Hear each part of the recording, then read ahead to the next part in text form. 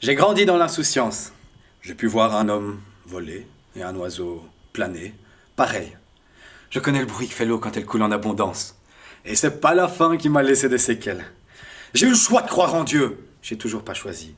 On m'a fait penser ce que je voulais. Mais j'ai pas pu tout dire. J'ai vu grâce au coquelicot mourant que le vivant naît, grandit, vieillit, crève et puis revit comme l'hiver qui ne précède que l'été qui suit. Pourtant, dans le monde des hommes, j'ai vu que chaque mort fait remplir des feuilles de compte et que toute époque a eu son lot de morts. Alors, j'ai vu l'homme comme un homme, à tort. Pas comme un animal habillé de vêtements et qui sème la mort.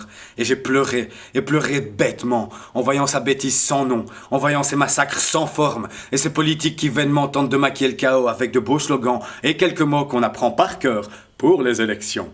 J'ai maudit ce monde qui tuait l'animal pour manger, coupait la fleur pour se soigner, en prétendant n'être dépendant de rien.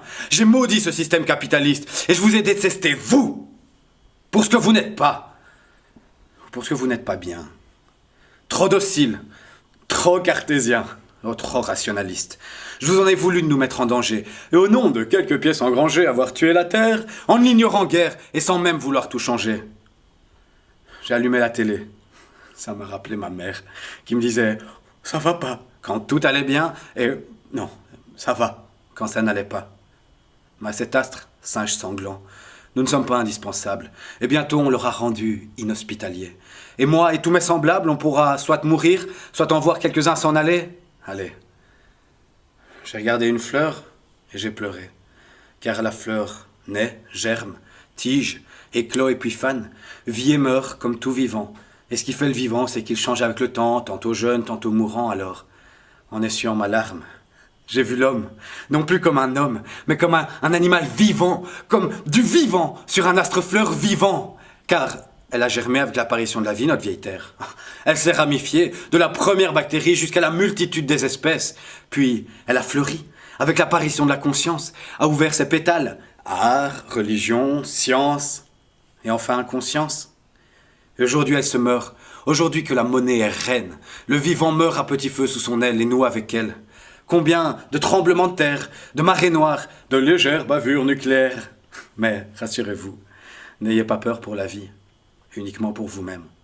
Car si vous regardez le ciel, vous verrez qu'elle commence à libérer ses graines. La nuit, ce sont les seules lumières qui bougent. Et un jour, nos navettes iront par centaines, fleurir d'autres substrats salutaires, pour que la vie continue, continue, continue et continue bien loin de cette terre. Alors je me moque bien fort de votre terrorisme, de vos brevets, de vos centrales nucléaires à destination militaire.